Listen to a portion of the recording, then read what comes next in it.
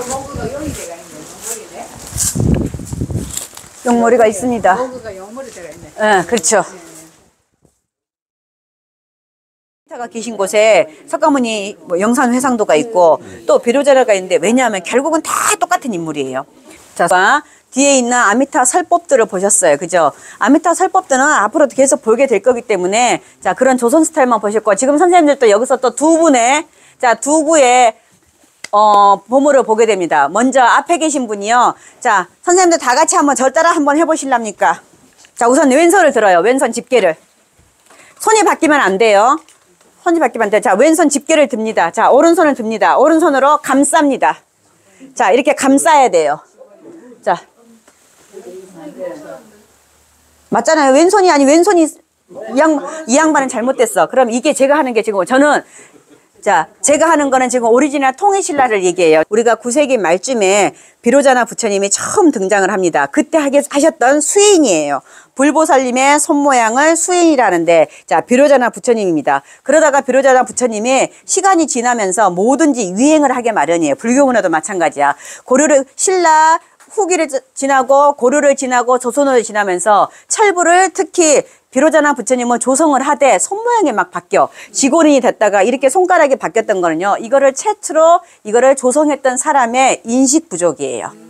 인식 부족. 자, 그러면 오른손 왼손은 잘못됐다고 칩시다. 저 양반은 잘못됐는데 이렇게 하다가 점점 있잖아. 얘가 이제 한번 세워보십시오. 세우더니 이제 눌러요. 이렇게도 바뀝니다. 여기까지는 지권이라고 합니다. 왜? 손가락과 감쌌으니까. 그러다가 조선으로 가잖아요. 이제 이게 얘가 이렇게 하트 모양으로 바뀝니다. 하트 모양으로 바뀌고 이렇게 또 감싸기도 하고 합천 해인사 같은 경우는 권인이 이렇게 이거는 권인이라 해. 손가락을 펴지 않았으니까 그냥 권인. 이렇게 비로자나 부처님의 수인은 시대별로 막 바뀝니다. 왼손에서 감싸서 지곤이 되더니 그 다음에 조선시대로 가면은 권인이 되는데 권인도 이렇게 펼치는 분도 있고 안 펼치는 분도 있고 이렇게 점차 그러니까 수인이 바뀌는 거, 유행이 바뀌는 거. 자, 비로자나 부처님입니다. 그런데 선생님들, 이렇게 다 금으로 씌워서 이거를 계금이라고 해요. 계금불사라고 해요. 어느 시대에 보면 다 계금불사를 하는데 계금불사를 하는 이유는 부처님의 광채를 표현하기 위해서예요. 부처님의 막 아우라가 팍팍팍 솟았다 하잖아. 그거를 불교 미술에서 동그랗게 하고 막 모양을 나타내. 그거를 광배라고 해요.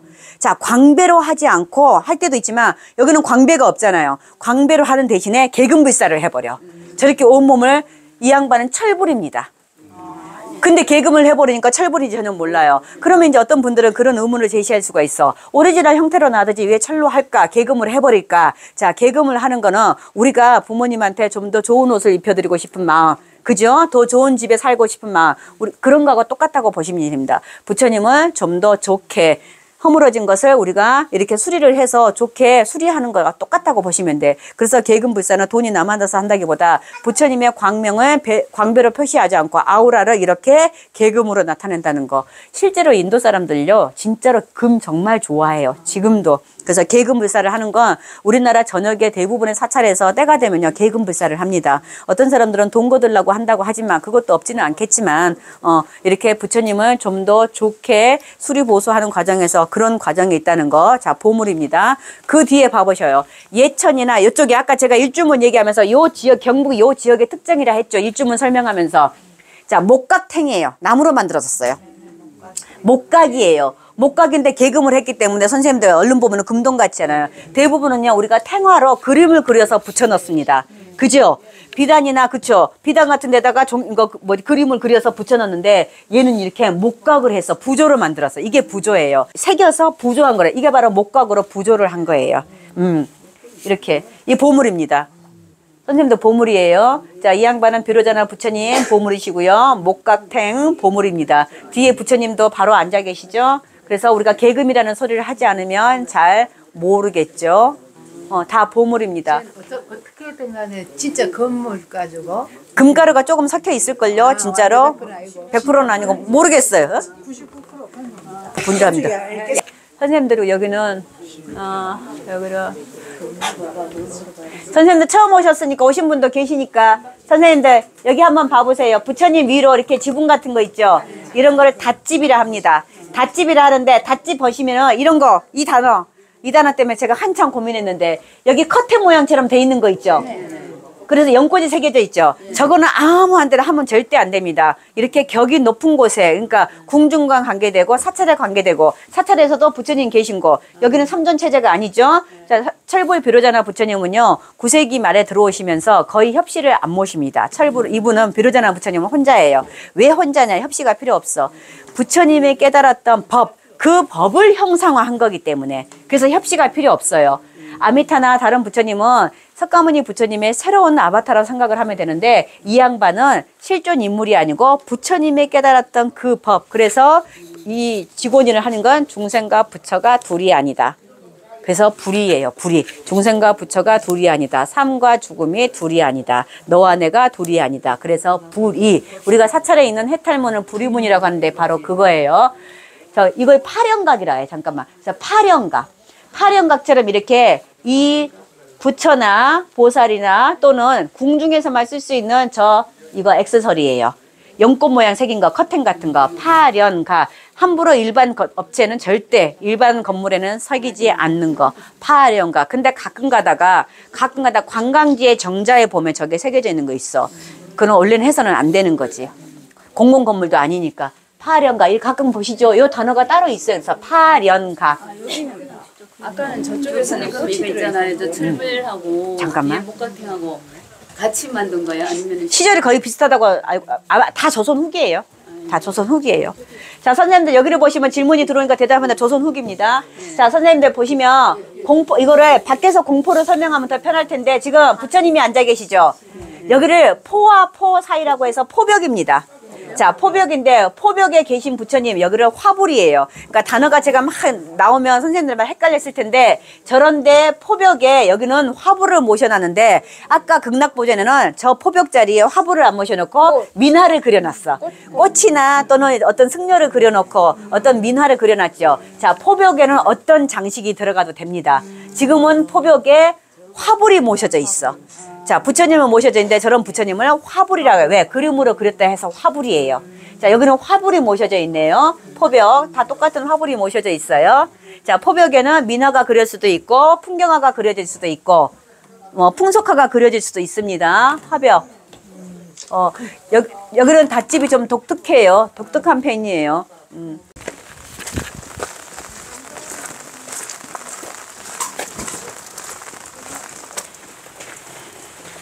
우리 석등이잖아. 이게 우리 석등이지.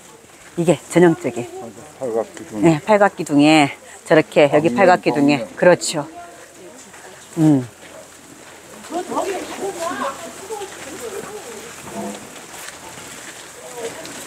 원래는요. 자, 여기는 보광전인데 딱 보기에도 어때요? 아까 저기보다 더 오래된 것 같죠? 선생님, 여기가 원래 주불전이었어요. 근데 앞에 극락보전을 세우면서 뒤로 물러난 거죠. 선생님이 만약에 보광전이 주불전이면 이름이 달라져야 돼요. 그래서 주불전이면요, 이름도 달라져. 대적광전 또는 대명광전. 그때 광자나 제가 누누이 강조해. 빛광자. 그 광은 바이로차나 비로자나 부처님. 그래서 비로전이나 보광전이나 대적광전이나 다 똑같은 부처님을 모시는데 주불이 되면은 대적광전으로 앞으로 가. 근데 우리가 지금 극락보전 주불전을 보고 왔잖아. 그래서 이 양반은 이름이 보광전으로 줄어들게 됩니다. 그래서 빛광자니까 빛광자에 모신 분은 석가모니도 절대 안 되고 아미타도 절대 안 되고 약사도 안 돼. 오로지 누구? 비로자나 부처님이 모셔지게 됩니다. 그 광자로 모든 것을 알 수 있어요. 자, 여러분 선생님들 가시기 전에 석등 좀 한번 봐보세요. 이게 바로 오리지널 우리의 석등이야. 아까 제가 욕하고 싶었던 그 석등. 비록 이런 거 다 땜빵해서 했지만 이게 바로 오리지널. 우리는 이거 팔정도를 가리켜서 팔각형이에요. 자, 그리고 이게 연꽃이 이때 밑으로 이렇게 내려왔다 해서 얘는 복년이에요. 얘는 위로 올라갈 때서 악년. 이거 기꽃 봐보세요. 이게 바로 우리나라의 전형적인 석등. 물론 절마다 규모는 다르지만 이게 우리나라인데, 아까처럼 일본 석등이 가장 제가 안타까운 거는 특히 임난이나 독립운동가 했던 사적지에 이 일본 석등이 의외로 많습니다. 선생님들 윤봉길 의사가 왜 돌아가셨죠? 폭탄이죠. 자, 그 양반이 시체를 일본 사람들이 사형시켜놓고 시체를 어디다 놨게 해요? 계단. 이 계단 바로 마루로 이게 나무 계단이었는데 이 계단을, 근데 이 계단이 어디냐? 태평양 전쟁에 참여했던 사람들 신사를 모신 곳. 걔네들 계단을 올라가는 그 계단 밑에 짝에 윤봉길 의사 시체를 던져놓은 사람들이에요. 그게 일본 사람들이야. 그런데 그런 윤봉길 의사 시체를 찾아서 갖고 오신 분이 김구 선생인데, 또 그런 윤봉길 의사를 모신 곳이 예산의 수덕사 옆에 있는 충의사. 중요한 건 그 충의사에 일본 석등으로 만들어놨어. 제가 답사를 다니면서 환장할 일이야. 그런 곳이. 선생님도 조혼과 칠백의청하죠. 얼마나 많이 깨졌어. 얼마나 많이 죽었어. 거기에 일본을 상징하는 금송이 커다란 게 턱 있습니다. 자, 그러니까 우리가 선생님도 공무원 출신들도 여러분 계시지만 이게 몰랐던 시절에, 근데 알면 바꿔야 되는데 바꾸는 게 쉽지 않다는 거지. 다행히 범어사는 많이 바꿨어요. 자, 파초를. 왜 파초를 두는 이유가 우리나라에 많진 않아요. 그런데 예전에는요, 사찰에 파초를 많이 놨습니다. 통도사도 있었는데 지금 여기 철쭉으로 싹 바꿔버렸어. 그러니까 의미를 모르면 안 되는데, 파초는요, 석가모니 부처님이 어느 나라 사람입니까? 인도 사람이에요. 바나나는 그래서 남도, 그러니까 남국의 정열, 남국의 정서, 그거잖아요. 그런 상징도 있고요. 첫째는 석가모니가 그쪽에 출신. 그 다음에 얘가 늘 푸르잖아요. 늘 푸르다 보니까 우리나라에서는 잘 못 자라지만 늘 푸르기 때문에 늘 깨어서 수영하는 의미예요. 그런데 어느 순간부터 우리나라에 이 파초를 많이 키웠고, 선생님들 파초라는요, 시도 있고요. 김동명의 시도 있어요. 그죠? 일제강점기 때 파초, 늘 푸르게 독립운동을 하겠다는 그것도 있고, 수화진의 파초도 있어요. 늘 푸른, 그게 그러니까 그런 이 의미가 있는 건데, 언젠가부터 우리나라 사찰에서 파초가 없어지면서 이 자리에 철쭉 같은, 철쭉은 다 외료종이잖아요, 사실은. 그런 외료종이 다 들어와, 언젠가부터. 아니면 가을에 국화를 심든가. 근데 파초가 있다는 건요, 그만큼 제가 남장사를 사랑하는 것 중에 하나가 요 보광전에 이런 풍경입니다. 제발 여기는 안 없어지고 있었으면 좋겠어요. 자, 보광전이니까 분명히 비로자나 부처님이 계시겠죠. 자, 이것도 지금 아까도 지금 우리가 보물을 보고 왔어요, 2개. 우리가 아까 영산 아미타 설법도 하고 아까 삼전불도 그렇고, 이제 여기도 새로운 보물을 보러 갑니다. 무동존자와 무독기양은 다 아는데 여분들은 정확히 누군지 몰라. 그래서 화제가 나와야 돼. 여기 보세요. 왕비전하 천수, 주상전하 천세, 세자전하 천세. 자, 이래서 절이 살아남은 거예요. 왕전 사자예요? 그럼 사자일 확률이 높죠?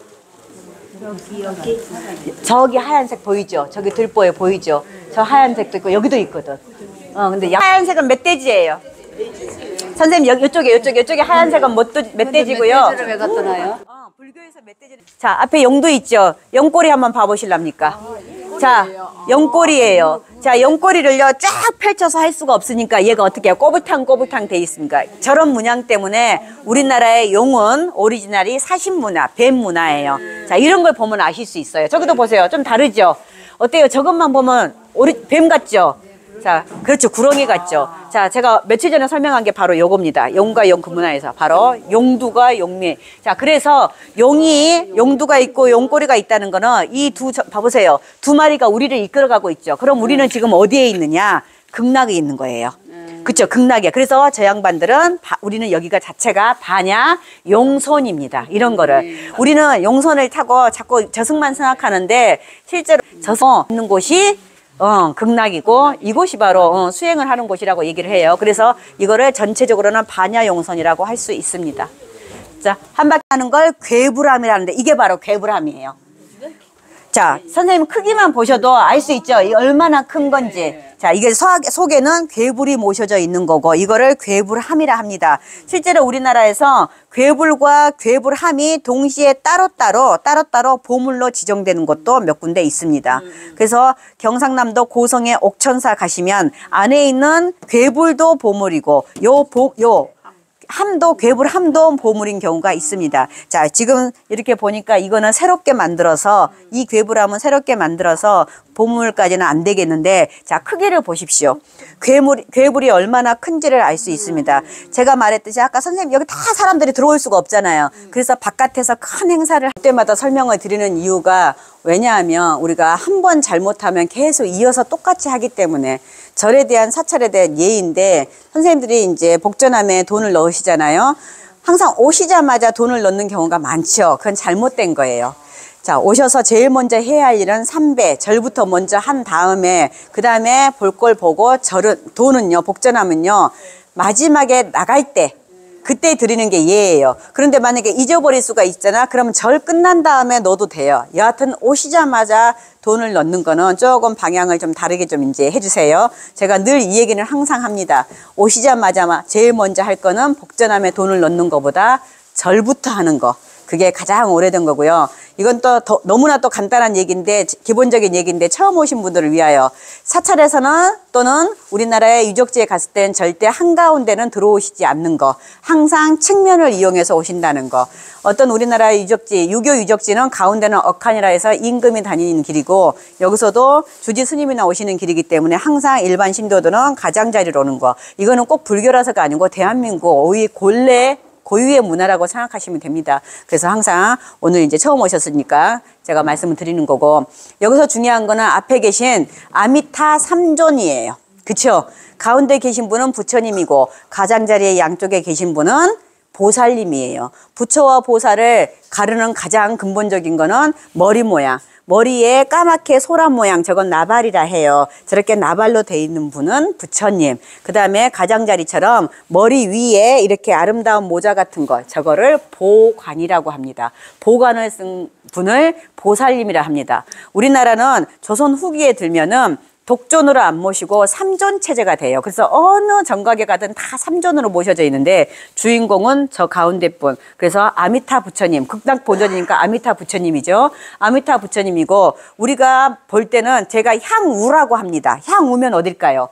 자, 오른쪽을 봅니다. 근데 오른쪽이 더 좋은 곳이 더 높은 게 아니고 왼쪽이 더 높은 거예요. 그럼 그 왼쪽이라는 거는 우리 입장이 아니고 부처님 입장에서 보기 때문에 왼쪽이야. 마찬가지로 왕도 마찬가지예요. 왕 입장에서 왼쪽이야. 그래서 우리가 낙동강 우리 부산이요, 좌도예요. 전라도가 우도고. 왜냐? 우리 입장에서 보는 게 아니고 지도로 보면은 경상도가 우도인데 그게 아니고 임금 입장이에요. 그래서 지금 부처님 입장에서는 왼쪽에 먼저니까 제가 향우를 보십시오 하잖아요. 자, 아미타 부처님은 항상 두 분의 협신을 모시고 다니는데, 한 분이 바로 향우에 계시는 좌보처, 좌쪽에서 협시한 데서 좌보처, 좌보처가 관세음 보살, 오른쪽 우보처는 대세지 보살. 그래서 나무아미탑을 관세음 보살, 대세지 보살, 그렇게 삼존불이 하나의 세트입니다. 신라시대 원효는요, 서민들이 불교를 숭상은 하고 싶은데 먹고 살기 어렵고 일한다고 불교를 어떻게 할 수가 없었어. 그래서 어려운 공부하지 말아라. 그럼 뭐만 해야 되느냐. 이 양반이 목탁 비슷한 무예복, 바가지를 하나 들고 다니면서 그걸 무예복이라고 합니다. 무예라는 건 장애가 없다는 뜻이야. 자, 이거를 두드리면서 나무아미 타불만 외우라고 했어요. 그때는요, 관세음보살이 안 나옵니다. 왜냐? 관세음보살이 없어서가 아니고 그때는 삼존 체계가 아니었거든. 그래서 원효대사께서는 나무아무 탑을만 하면 너희들 극락한다. 그렇게 쉬운 방편으로 해요. 그래놓고 정작 학자들이나 공부를 할 수 있는 위에 계급에 있는 사람들한테는 어려운 책을 써서 공부를 하게 합니다. 이완화된 방법으로 교육을 시켜요. 그게 원효예요. 우리는 원효를 무예의 입장만 생각해서 아주 쉽게 이것만 했다, 아미타불만 생각했다고 하지만, 원효대사는요, 신라시대의 최고 석학의 넘버원 의상대사와 더불어, 그래서 그분이 제시한 거는요, 쉬운 아미타만 외워라도 있었지만 정말로는 교학적인 어려운 체계의 공부도 하신 분입니다. 그래서 삼존 체계는 원효 시대에, 원효는 아미타불만 하라겠는데 바로 그거예요. 그때는 삼존 체계가 아니었기 때문에. 그래서 아미타는 아미타만, 지장은 지장만, 관은 세우면 관세음만, 미륵이면 미륵이만, 그렇게 신앙을 했던 스타일인데, 조선 후기로 가면서 우리나라의 모든 불교 문화가 삼존 체계로 다 바뀝니다. 그래서 독존을 모신 경우는 통일신라 시대에 만들어진 불상만 그래요. 선생님들 불국사 한번 생각해 보실래요? 그분들은 독존이에요. 특히 비로조는 제일 먼저 생겼으니까 거기 불국사에서 그분은 독존이에요. 그런 이유. 그래서 아미타 부처님과 관세음보살, 대세지보살, 그 형태로 알 수 있고요. 지금 여기서 중요한 거 뒤에 보물입니다. 뒤에 아미타 설법도, 지금 우리가 끌어다가 얘기할 수는 없지만 사진은 그래서 문화재청 들어가야만이 볼 수 있는데, 뒤에 조선 스타일이에요. 딱 보면은 그림 색감 초록색이 많이 들어가 있죠. 저게 바로 조선 스타일.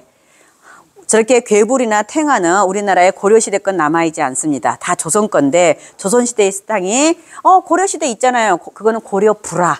고려불화는 이렇게 쪽자, 요 문짝처럼 된 문짝 해가지고 이렇게 슈 비단으로 해가지고 걸어서 휴대할 수 있게끔 휴대가 쉽기 때문에 일본 애들은 무지 많이 훔쳐갔지. 그래서 고려불화가 200점이 훨씬 넘는데도 불구하고 우리나라는 몇 점이 없다는 거. 그나마 몇 점도 크리스티나 옥션이나 경매에서 사가지고 온 거. 그거밖에 없다는 거. 왜? 그만큼 분실이 쉽다는 거, 일본에 거의 있다는 거. 근데 저렇게 괴물이나 뒤에 걸리는 탱화는 훔쳐가기가 어렵죠. 그래서 보물입니다. 자, 아미타 3존 체계였고요. 유리에 있다는 소리는요, 그만큼 보호해야 할 어떤 가치가 더 뛰어나다는 거예요. 선생님들 같이 한번 생각해 보세요. 저렇게 다 유리에 계신가요? 아니에요. 유리에 계신 분은 더 작아요. 얼마 안 돼요. 통도사에 가시면은 극락전 부처님 불보살이 저렇게 유리에 있어요. 그리고 범어사에는 한 분도 안 계시고요. 그 다음에 또 어디 가시면, 단감동의 서남사에 가시면 극락전 부처님이 또 저렇게 유리에 계셔요. 그분들은 도난의 위험성이 있었던 분들이에요. 자, 그리고 제가 넘어가고요. 자, 고개를 향우로 하셔서. 자, 지금 어두워서 잘 설명이 안 될지도 모르는데, 자, 이거를 삼장보살도라고 합니다. 삼장보살도, 저희 전문 분야예요. 자, 삼장보살도 세 분의 보살이 있는데 가운데 분부터 합시다. 천장이에요. 하늘 세계, 그러니까 하늘 천인들의 세계를 교화하는 천장. 자, 왼쪽으로 한번 봐실랍니까? 지지보살이에요. 지지. 자, 우리 육지에 살고 있는 땅에 있는 중생들을 교화하는 보살님. 자, 향좌. 저 양반이 여러분들이 잘 아시는 지장보살입니다. 자, 이거를 다른 학자들은요, 분배하지 않고 왜 이 양반들도 이렇게 삼존이냐? 원래는 다 한 분이에요. 지장보살입니다. 원래는 다 지장보살인데 지장은요, 저랑 같이 수업을 들으시고 여러 번 답사를 오셨으니까 아시겠지만 지장보살은 지옥에서만 구제하는 중생 아니에요. 이 양반은 육도를 왔다 갔다 다 구제하기 때문에 천인들도 교화해. 그때는 천장으로 아바타로 화신으로 나타나시고, 자, 이 지구상에서 우리가 살고 있는 세상을 연부제라 하는데 그 연부제의 중생들을 구제해야 되니까 이 양반은 지지로 나타나십니다. 그 다음에 지장은 우리가 알고 있는 지옥세계, 사막도, 축생, 아기 같은 지옥세계를 구제하는 보살님. 그래서 다 똑같은 보살님이지만 이렇게 역할에 따라서 놔두는 곳이 달라서 천장과 지지와 지장으로 이렇게 형성이 됩니다. 이거를 삼장보살이라 하고, 이렇게 나누어지는 분야는 이거는 제 전문 분야예요. 저한테는. 저렇게 나누어지는 이유는 아까 제가 얘기했듯이 조선 후기가 되면 뭐든지 불보살들이 삼존 체계를 이루어져.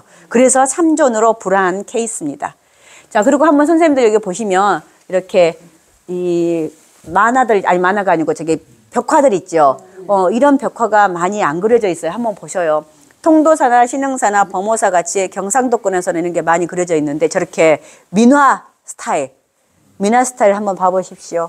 이런 그리고 이제 여기는 우요 삼잡이라 해서, 자, 선생님 맨 가운데 서 계시잖아요. 여기서 우요 삼잡을 하는 이유는 여기서 한가운데서 합장 한번 하고, 자, 오른쪽으로 세 바퀴를 돌아야 돼요. 오른쪽으로 돌아야 하는 이유는 고대 인도에서는 오른쪽 어깨가 성스러운 어깨예요.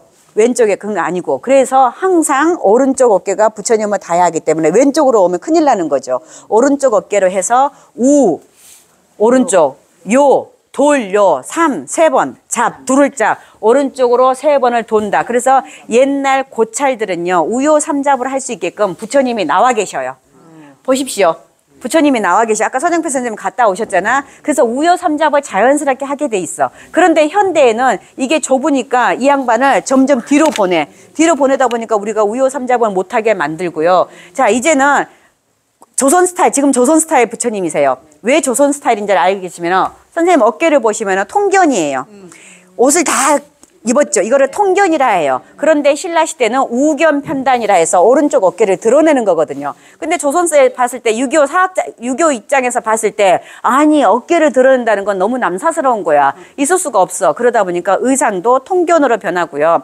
신라시대 고려시대에는요, 일반 사람은 절대 여기 법당 안에 들어올 수가 없었어요. 그래서 부처님이 여기까지 나오셨어. 선생님들 비로정 가보십시오. 불국사에 부처님 여기까지 나와 계셔요. 그래서 여기 몇 명 있을 수가 없어. 그거는 왕실이나 절에 승려들만 있었다는 소리야. 그래서 부처님이 고개를 빳빳이 들고 밖을 보고 계셔요. 왜? 중생들이 밖에 있으니까. 그런데 조선 스타일 들어오면은 이제 중생들이 다 일로 들어와. 왜? 양반 안 오지, 임금 안 오지. 그럼 여기가 넓어져. 그러다 보니까 뒤로 가고 대신에 이거 부처님은요, 중생들이 여기 앉아 있으니까 이렇게 똑바로 저기 쳐다보면 그건 중생을 돌보는 게 아니잖아. 그래서 고개를 이렇게 살짝 숙여서 앞에 있는 중생들을 보십니다. 그래서 조선 스타일의 불상은 저렇게 통균으로 바뀌고 얼굴 눈 시각이 여기로 떨어진다는 거.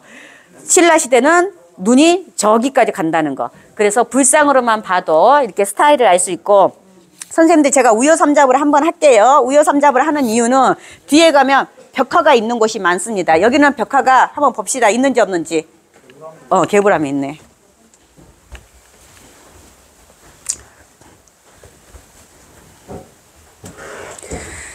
벽화가 없어요. 대신에 여러분들이 뭘 볼 수 있냐면 한번 이거를 보세요.